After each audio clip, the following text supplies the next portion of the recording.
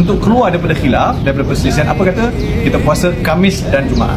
Kita puasa Khamis dan Jumaat, kita jodohkan Khamis dan Jumaat. Kalau kita nak puasa Jumaat saja mungkin boleh jadi makruh, tapi masih ada sebab tak jadi makruh sebab Jumaat itu jatuh hari Arafah mengikut kiraan Malaysia. Boleh saja kalau siapa-siapa nak puasa Jumaat saja pun boleh, tapi bagi saya cadangkan kita puasa 9 itu di Malaysia pada hari Jumaat dan juga 9 di Saudi pada hari Khamis. Maksudnya gini, kita puasa Khamis dan Jumaat, senang cerita Khamis dan Jumaat, iaitu esok dan lusa. Esok dan lusa kita puasa, kita gabungkan tu. Jadi paling tidak kita dapat juga Arafah Saudi, kita dapat 9 Zulhijjah di Malaysia.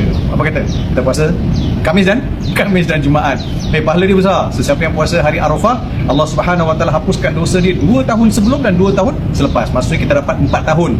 4 tahun tak masuk tahun kita berada. Tahun kita berada jadi 5 tahun lah penghapusan terhadap dosa-dosa kita yang barangkali banyak. So jom kita puasa Arafah. Tahun ni kita puasa Khamis dan Jumaat